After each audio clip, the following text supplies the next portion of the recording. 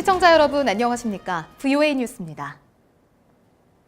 도널드 트럼프 대통령이 북핵 문제는 대부분 해결됐다면서 강력한 검증 절차로 최대한 빠른 비핵화를 원한다고 말했습니다. 북한 김정은 위원장과는 주말 사이 직접 전화 통화를 할 것이라고 말했습니다. 박승혁 기자가 보도합니다. 백악관 앞뜰에서 기자들을 만난 트럼프 대통령은 김정은 위원장과 관계가 좋아져 북핵 문제가 대부분 해결됐다고 단언했습니다. 그러면서 일요일에 김 위원장과 통화할 것이라고 말했습니다. More importantly than the document, I have a good relationship with Kim Jong-un. I told him, I gave him a very direct number. He can now call me if he has any difficulty. 논란이 된 미한 연합훈련 중단은 자신이 먼저 제안했다고 밝혔습니다. 비용이 많이 들기 때문이라는 것입니다. That was my offer, just so you understand. Military. Okay, do you want to hear? Okay. Military, I call them war games. I hated them from the day I came in. I said, why aren't we being reimbursed? That's North Korea's term, war games. That's my term. They use it too. They might use it. We pay for it. 트럼프 대통령은 이어 많은 것을 포기한 쪽은 자신이 아니라 김 위원장이라고 말했습니다. 북한은 7개월 넘게 미사일과 핵실험을 하지 않고 있다는 것입니다. 북한의 비핵화에 대한 검증과 시간 등을 묻는 질문에는 답변이 짧았습니다. We're going to have a very strong verification. How long will you give Kim Jong-un to follow through on denuclearization? We're working it as fast as possible. 이어 북한은 전사자 유해를 돌려주기로 했다며 이것은 어느 누구도 가능할 걸로 생각지 못한 일이었다고 강조했습니다. 트럼프 대통령은 그러나 인권을 탄압하는 김정은이 어떻게 자국민을 사랑한다고 말할 수 있느냐는 질문에는 답하지 않았습니다. VOA 뉴스 박승혁입니다.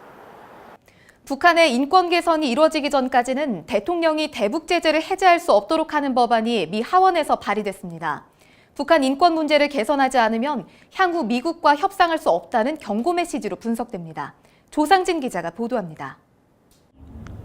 미국 하원 외교위원회 소속 브랜던 보일 민주당 의원과 랠프 로먼 공화당 의원은 의회가 북한의 인권 개선 상황을 보고받고 승인해야만 대북 제재를 완화할 수 있도록 하는 내용의 법안을 공동으로 발의했습니다. 대북 제재 완화 범위를 비핵화뿐 아니라 인권 개선으로까지 넓힌 것입니다. 대북 제재 완화 조건으로는 3가지가 제시됐습니다.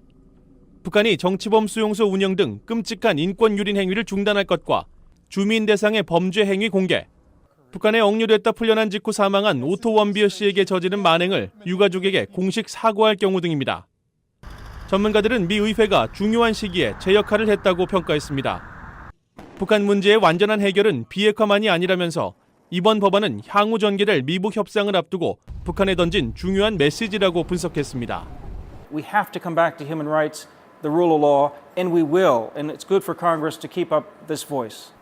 법안을 발의한 보일 의원 측은 인권 문제는 미국 정체성의 핵심이라면서 이번 대북 제재 해제 금지법에 대한 의원들의 초당적인 지지가 이어질 것이라고 밝혔습니다. VOA 뉴스 조상진입니다. 미 의회는 대북 제재 유지와 북한 인권법 제정 등을 통해 미국 대통령에게 협상력을 제공하고 있다는 내용의 미 의회 보고서가 나왔습니다. 미 의회 초당적 연구기관인 의회조사국은 15일 발표된 보고서를 통해 미 의회는 북한 인권 문제를 제기하고 관련 법을 제정함으로써 대통령의 선택에 큰 영향을 미치고 있다고 밝혔습니다.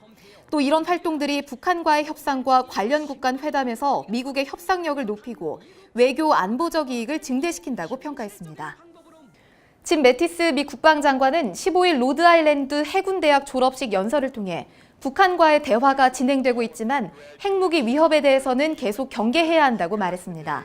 또 핵무기 확보를 추구하는 여러 나라들이 있다면서 특히 중국이 핵을 통해 세계 질서를 재편하려는 장기적인 계획을 갖고 있다고 지적했습니다. 오리아나 마스트로 조지타운대 교수는 미한 연합훈련 중단과 주한미군 철수 가능성을 언급한 트럼프 대통령의 발언은 미국의 영향력을 떨어뜨리려는 중국의 기대에 부합했다고 진단했습니다.